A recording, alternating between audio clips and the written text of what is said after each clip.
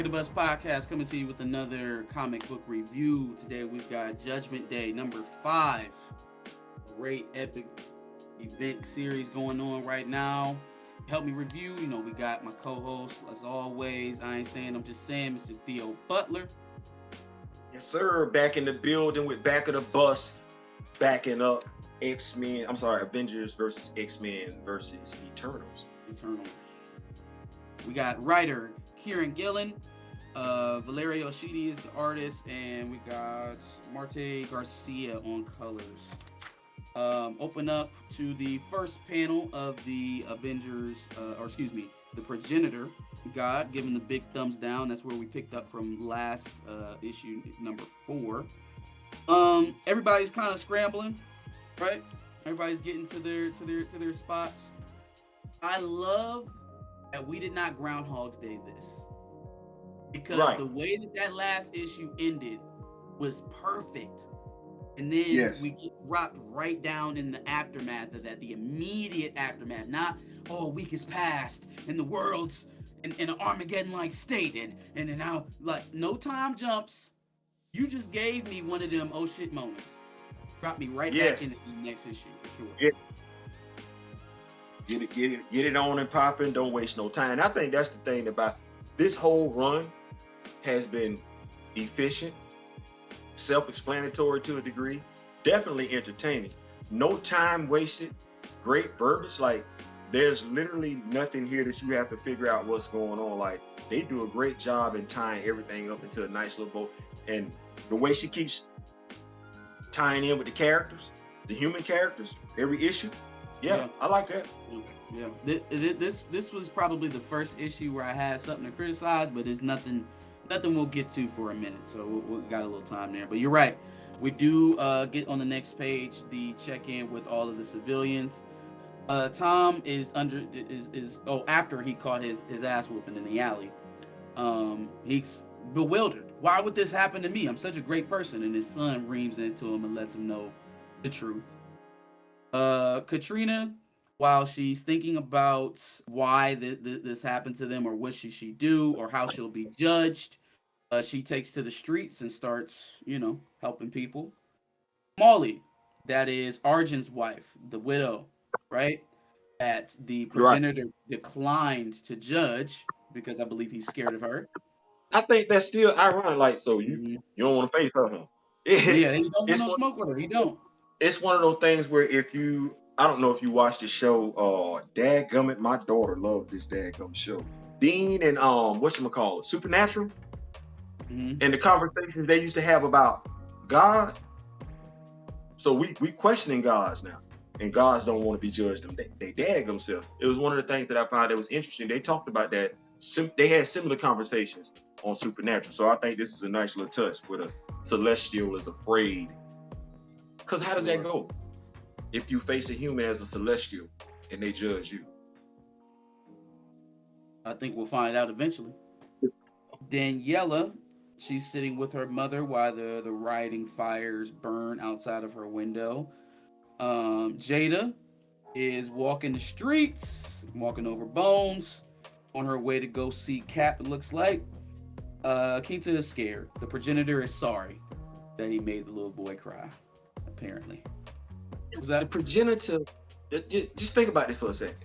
Because I don't know what he did. We know he killed some folks last issue. Oh, for sure. I don't know if this was a Thanos level moment, but he definitely killed some folks. So here you are. You a human. And you walking around outside going shopping, and it's human bones on the ground. That's an aha moment for you. Like, now see, this is what I'm gonna say. As a regular human, that's just too much, because a regular human is not walking out their house. Walking over bones? Probably not. Damn show ain't walking to the middle of town square to give Captain America a coffee. I know that. I'm just saying. But she does try to console him a little bit, and as he tries to turn back on his Captain America charm. Their pity party is interrupted by Kurt Wagner, and he has an interesting plan. A very interesting plan. as to why or what he wants to do with Captain America in terms of the progenitor. And basically, he wants Cap to go give him a stern talking to,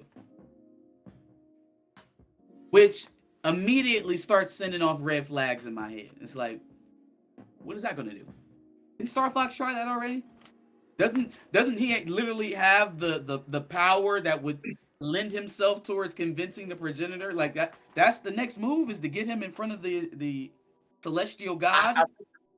I think you hit the nail on the head when you said stern talking to. See, Star Fox ain't gonna get no stern talking to. Star Fox be like, man, listen, we down here trying to make it do what it do. I just got out of isolation chamber and everything like that. I'm talking to him. We got stuff working and everything. Just give us a little bit more time. That's when, of course, you ain't got no more time. Yeah. Cap is like, hey, man, who the hell is you? Like, yeah, I get it. We ain't perfect, but we, that's what he coming in there for. So I'm thinking, Nightcrawler's like, we want the dude that's gonna go in there. Now, mind you, I don't know when it's ever worked in a child's, because that's what Cap is compared to the progenitor being the parent. I don't know when it's ever worked in a child's favor to go lecture the parent. I don't know when that's even if you're right. Hey, even if you 100% right on everything you saying. We're going to see, though. We're going to see. Kurt come got him. We're going to see if it's going to work out for him in his favor. Now, Kurt has an impressive feat here, getting him all the way from New York to the North Pole in about 4 bamps. Sorry. This is a really, really good illustration to me. I love the way that looks. So, like, okay, up into the sky, and then several thousand miles to the north. One more time of that. One more time. Okay, the North Pole within like 5 seconds. That's pretty cool. Just make y'all readers know, when Kurt first joined X-Men, he wasn't bamfing like this. No, he souped up. He souped up. Yeah. Is Kurt an Omega level teleporter? Because they're saying that Manifold's powers is not teleporting, right? So then, does that make Kurt an Omega level teleporter? Here's what, if somebody's asking me, you got me with Isley like this, don't do this. So here's what I'm gonna say. While Manifold's powers don't act like Kurt, because supposedly Manifold is, I would say he's folding time and space. That ain't the way he say his powers work. He says he actually speaks to space, and I guess him in space. Like, yeah, right, cool. I don't know, but it's still teleportation at the end of the day. Now, Manifold is able to do some stuff that Kurt can't do, because he ain't got to teleport his whole body. He can just, so yeah. I'm of the mindset, me, kind of like this me being petty. We don't want to say T'Challa is superhumanly strong, but he done took down a whole damn rhino and almost broke the jaw of a 600-pound leopard. So we just, it's wordplay. I'm gonna go ahead and say, when it's all said and done, that he that dude. I would say so. Say he that dude. And we don't need to keep confusing me. Manifold is that dude. Manifold is that dude. It don't matter, because whoever after him, he's still that dude. Yeah. Kurt gets capped to the North Pole in no time, where he, proceeds to give the progenitor his best. The world can hear me. Know this. We are all Avengers now. Assemble and avenge. And that is the end of Captain America. Right? Not the end of Kurt, obviously, because we got Resurrection, but he torches him. So now, right here at this moment, combined with what the initial plan was and the result, in my mind, I'm saying there's no way that this actually lasts out of this book, which disappointed me. Because if you're going to do a character like this, make it stick, make it mean something. Why you surprised, Marcus? You called this last issue. But I thought it would be more towards the climax of the event. Let me tell you why I'm starting. Okay? First of all, let me tell you why I like X-Men. I like X-Men because I see, if ever there was a community that I felt like represented what I've gone through and what people that look like me gone through, it's the mutants, right? So here the mutants are. After years of persecution, massacres, genocides, hate groups, government-sanctioned hate groups, sentinel programs, all kind of stuff, right? So we finally get a piece of the pie for our own, for us. We finally get something that's for us, by us, and only we can work it. What do? We pick the shining symbol of humanity, right? Wrapped in an American flag, and we gotta loan it out to him. Not only are we loaning it out to him, but we're gonna strategically kill him in front of millions of people so that he ends up being the martyr and the first recipient of mutant resurrection. I'm not comfortable with that. I don't like that. I do not like that at all. Because now you number one, you putting Cap in the white savior mode, the white savior trope. And then it should have never, I felt like it should have never came to the point where the mutants were forced to use their resurrection. Right? Why do Eternals can't do it? We'll touch on it later on. For a lot longer, and they don't have the history of being persecuted by humans. So why couldn't they resurrect? They know a lot more about the technology and how to do it. Let them do it. Not the mutants. Watch how this plays. Real life situation. Because I'm with you. I'm with you. It's like I told you, hey, listen, I've been feeling a certain type of way for a long time. I just have to smile. Exodus, we're going to touch on that story go along. Exodus feels some type of way. He challenges Kurt. What does Kurt say? Now watch this. If we looking at it for what it is, who is the God-fearing Christian? Not knocking, I'm not saying nothing, but if somebody is filling the role of a God-fearing Christian in X-Men right now, it's Kurt Wagner. And who did he say needed to be saved? Watch this how we go. Because Kurt Wagner is actually one of the darkest things in Krakoa. We'll see. Exodus challenges on it. Exodus says, hey, we should have did ... And instead of Kurt, let's hold that, because I didn't already talk too much as it is, spoiling stuff. Yeah, so but as of right now, Captain America is out for the count along with Kurt Wagner, right? Right. Back on Krakoa, Kurt is obviously resurrected first. He's greeted by Jean Grey and Wolverine and the rest of the five. Can I say that Jean Grey's current costume looked better than that green dress? I got tired of seeing that green dress in the 70s. I didn't want it to come back. It actually made its way to an action figure. Listen, Hasbro, you're doing an action figure for Jean Grey? This is. It's like a nightgown. It's like a nightgown. A mini nightgown, bro, with a belt and a yellow domino. Never mind. And they brought it back. Yeah, when she went to Krakoa and she switched back to that costume, I was like, you don't need to do this. Update Cyclops, update Magneto, and damn near everybody else, and give her, if the wind blow too hard, what are we doing? Never mind. Let's keep going. I'm sorry. Shout out to the costume designer for the new X-Men. I ain't saying it, just. Oh my God. All right, so we get into the conversations about what to do next. Four captains seem to think that the best shot is to still go after the progenitor and try to hit the node. There is also the trouble of the Celestials, right? They are going to be rendered inert, essentially, the minute that they try to go after the progenitor, the Celestial, because of the third principle, right? To protect Celestials. So then they turn to their resident psychic, Destiny, and they ask her what the landscapes looks like, right? And they decide that is their only course of action, their only way that they could possibly go about it. And so here they go, and they lead us into a beautiful panel with about, I'd say about 40 heroes here, a bunch of people.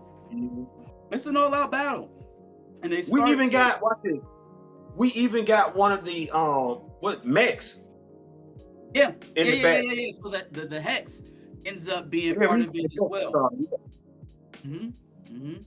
So they're hitting them on multiple fronts, right? They seem to have coordinated themselves in a pretty well organized war front. Even the humans are jumping in there, out there in the fighter jets. Yeah, I see that. I don't know why they look like that day. You know, you gotta do your part, right? From my perspective, when I knew that they were smoked, that they were cooked, they were done. Your lead-off team is pretty good, right?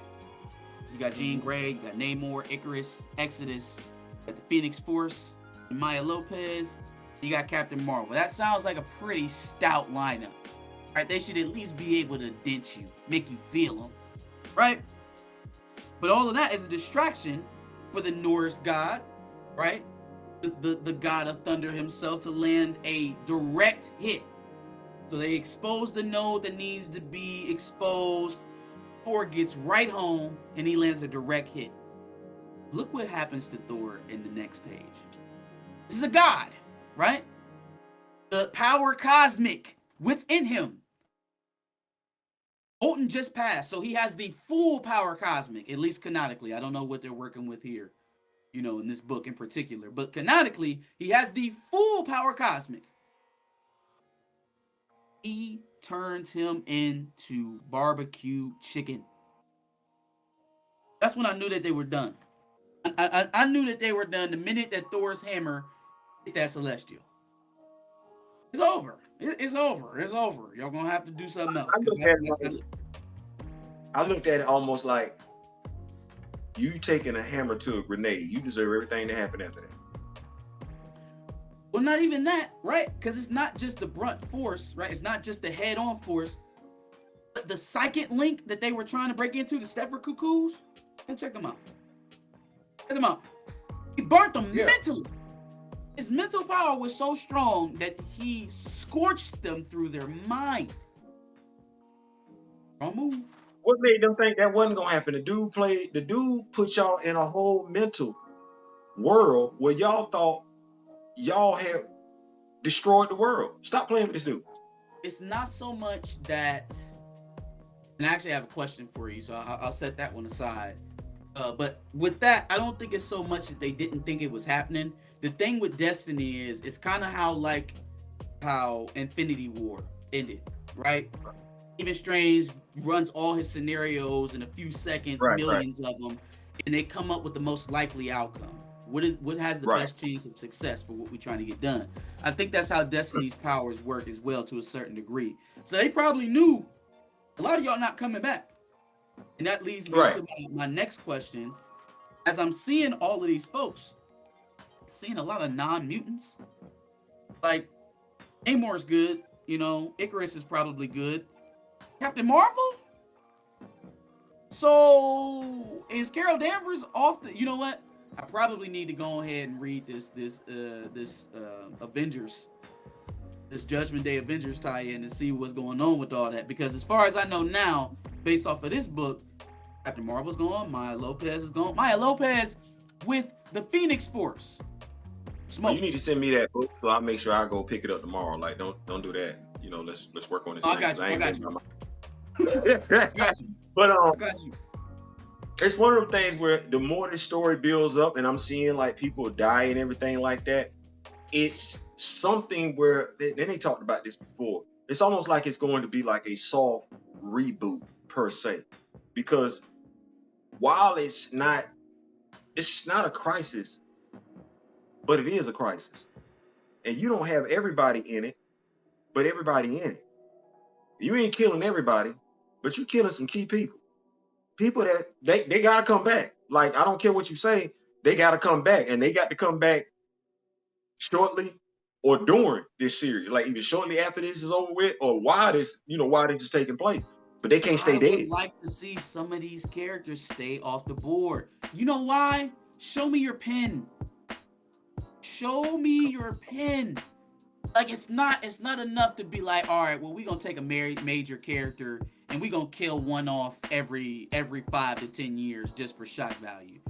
Death of Doctor Strange, death of Captain America, death of him, death of her, death of him, death of her. That's not it. When unexpectedly, when it almost feels like a throwaway until you read a few issues down the line and they ain't came back, and then you realize, oh no, they really gone. That's when you show your mettle as a writer. You want that Alfred effect. Y'all done killed off Alfred? For instance, Carol Danvers. Now, she gone, right? Come on. We got a whole movie called The Marvels coming out. What we doing? And then, are we really dead permanently? We know everybody that dies comes back.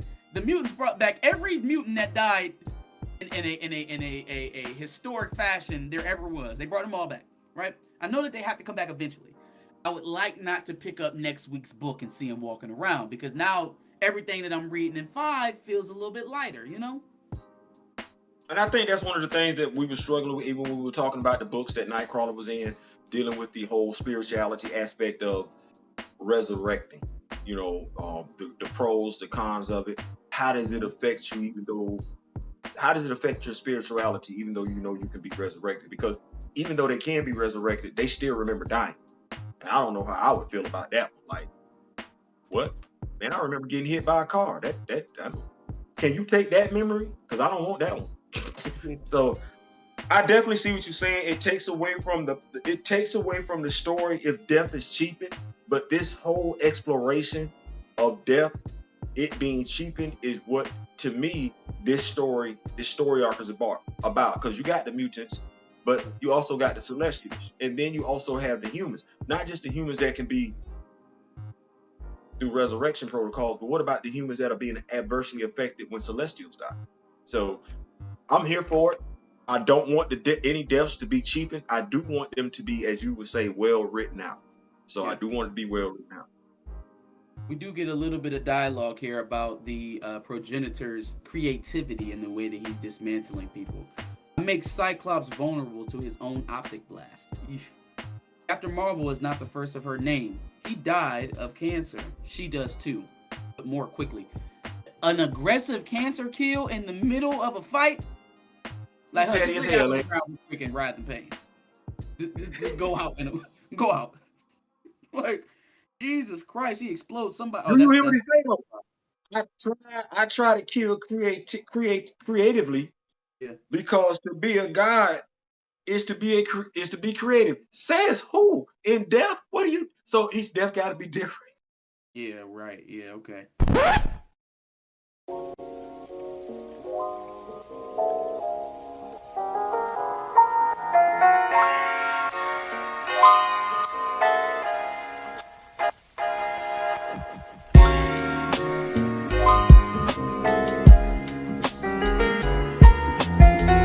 Yeah, you get some more shots of a space capsule that what I would assume are the Jeff Bezos and Elon Musk of the world, trying to buy their way off the planet essentially, and he puts a stop to that pretty quickly. Let's see here. A lot of burning. Krakoa is burning. Everywhere is burning. I have told it to end, meaning the world, he says, right? Only your God is immortal. The earth is not. And with all this I have done, I return to my conversation with the planet. I have told it to end. The planet itself has said no. I will thrash it into obedience. I felt like that was important to read because at a certain point while I'm reading this, I'm not understanding after he judged them thumbs down. What's taking so long? There still seems to be remnants of normal life going on. It seems like Armageddon is happening, and it's happening slower than what I thought it might have. Well, what this? The page before we got Tony Stark saying, "Get the hell out of here." Yeah. In the panel, he says, "I have been cruel to let them come so close to victory."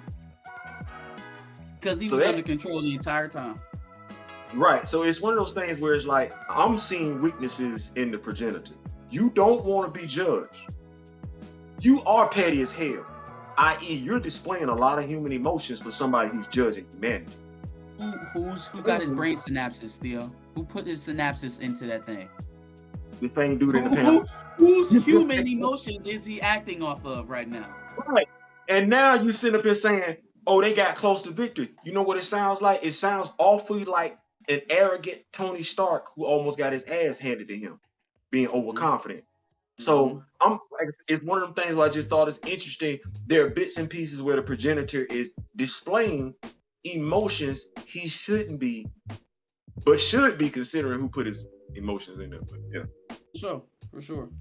Okay, so basically that barrage was a setup so that they could get people to safety. It looks like. At least the non-combatants. Which makes me also think, why wasn't it an all eternal or all mutant fighting fighting group team? Why not leave the human fighters or heroes to the crowd control and the evacuation? You know that, like, cause I guess I know why. You kind of need the Phoenix Force and Captain Marvel if you're fighting Celestial. I But at the think same time, if you not gonna bring them all back, I think you and I are getting into the critical writing aspect of it. I do understand why the humans would be fighting, because if this is something where it's our planet, we all fight, we all fill a role. You feel what I'm saying? And there are some humans that, regardless of their capacity power wise, are still going to be better served in a fight. Like they still gonna want to go out and fight. Captain America is supposed to be the living epitome of that. yeah, But when it comes down to the story in and of itself, I'm looking at it, and it's one of the things where it's like I said, the overarching thing to me is death and resurrection, and they started this with the X-Men titles, and so now it's looking like who's going to be worthy, and you're breaking it down excellent, because who comes back? When do they come back? Like this story has to move forward in other comics and everything like that, because it can't be, well, we just gonna act like this story arc didn't take place. How soon are we bringing certain heroes back? What's the world look like without these certain heroes? How are these heroes affected when they come back? Because this would be their first time dealing with the resurrection protocols. Sure. And that's kind of what I was getting at, is like, if we're gonna do that, make it an arc that lasts. If you're going to do this thing where, okay, we renting out Mutant Resurrection, which I still don't like, but okay, find a way to make it last. What's the differences between resurrecting a mutant and a human? That's another question right off the bat. Like, what happens if you lose a piece of your mutant self in resurrection? What happens to a human being? I would tell you one of the things I don't think they've touched on enough when it comes to resurrection: PTSD. It's one thing to know you can be resurrected, but how did you die? And the fact that they can remember how they died. We've had some amazing stories in regards to character development in Marvel. Hank Pym, Legion, characters that dealt with mental disorder. Can you imagine being Jessica Jones? Can you imagine being a superhero not used to resurrection protocols?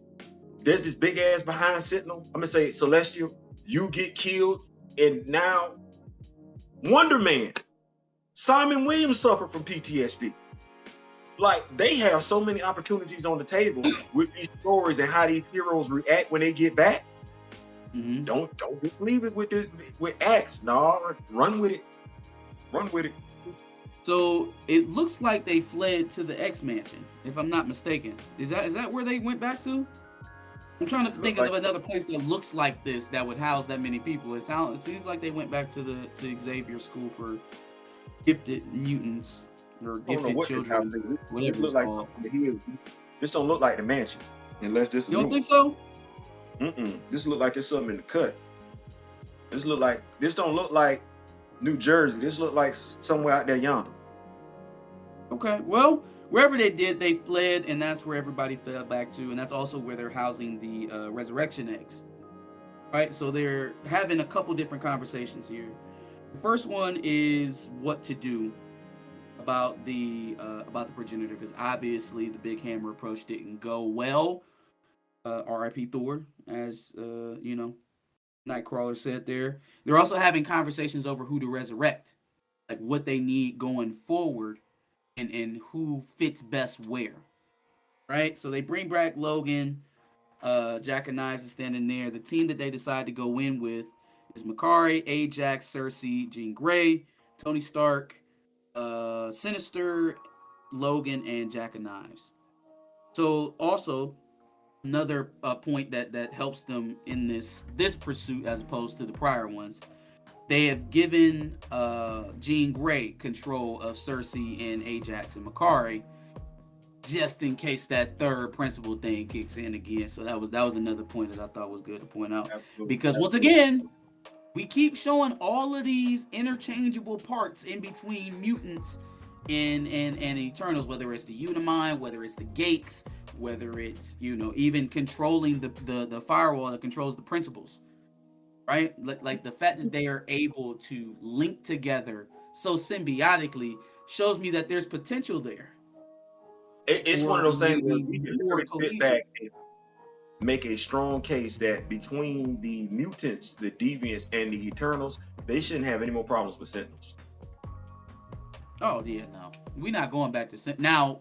Omega Sentinel or Nimrod for sure, but not your run of the mill, not your run of the mill Sentinels anymore. What should Nimrod be able to do against Gilgamesh and Icarus? Nothing.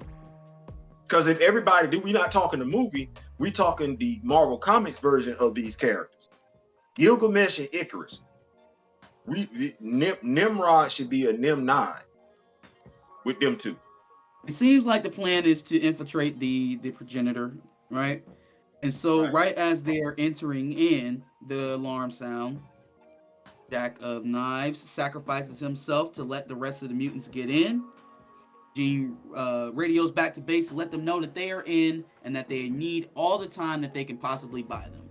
So ensues the conversation about who to resurrect next. Exodus seems pretty upset by Kurt's ultimate decision and says that it is against the rules of Krakoa. Right then and there, I knew exactly where the hell we was going with this and who was getting ready to pop out of this damn egg. Lo and behold, it's Shaban holding the vibranium shield, and it looks like the first non-mutant resurrection for Krakoa is going to be that of Steve Rogers. I discussed it earlier in the book. I didn't love that part of it. Right. You can rewind back to the beginning to find out why. But it shouldn't be. Watch this. I get it. But I like Exodus's point. Cyclops should have been used in this because we already know who Captain America is. Cyclops, by and large, has not had that defining moment when it comes to humanity, other than, and this is going to be my argument, other than when he told Jean on the moon he loved her as he killed her because she was the Phoenix. And I'm talking about comic. I read that story. But Scott's defining moment, I'm standing tall for humanity. We need a mutant, to be perfectly honest with you, where humanity sees the mutant as the savior. What do we get? We got to do with blonde hair and blue eyes. Mind you, the dark skinned dude, the dark skinned brother is the one who said, not one of his brothers, not one of his cousins. He said the other dude is what they needed to save the world. I didn't write this story though. I don't like it. I don't like it at all. But it is one criticism to what otherwise has been a fantastic book. So I'm gonna lay off. Lay off, and I'll hold that criticism for myself. Any passing or parting, I should say, any parting thoughts about the book? Listen, y'all go check this out. I think Marcus and I have done a great job in streamlining the book, the titles that you get into, because it's a lot. It's a lot of titles. Yeah. And I will quote Be Real. Anytime somebody got to get you to buy 40, 50 titles just to enjoy what should relatively be a 12-issue story arc, that's too much. You should be able to enjoy the story, get the crux and meaning of the understanding within the primary issues in and of itself. Marcus, you have done a fantastic job. You recommended it to me, and in selecting the titles, the reading material. So shout out to you, my brother. Thank you so much. I appreciate that for sure, man. Yeah, it's been an excellent title, and I expect more good things out of this book, out of this writer. So we'll be back with you next week. I don't know, because I don't really plan on keeping up on every tie-in, and that seems like the mode that we're in right now in the production line. So probably the next Judgment Day or X-Men Red is when you'll see us. We're gonna keep y'all up to date. Now here's the thing. Me and Marcus, we tag teaming this thing. So Marcus might buy some stuff and I might buy some stuff, and then we just compare notes. We'll meet in the middle. I see that Iron Man is out there this week. I'll probably jump on that tomorrow because it's in the comic book stores right now. And I talked to Marcus about it. And we'll see whether or not we got y'all though. We got y'all. I picked up the Fantastic Four tie-in too. So I mean, we'll see which one. You know what I mean? We'll see. We'll find out. Yeah, absolutely. Make sure you like, share, subscribe, comment, give us your thoughts on the series so far. Come back next week for another comic book review. Absolutely. I ain't saying, I'm just saying.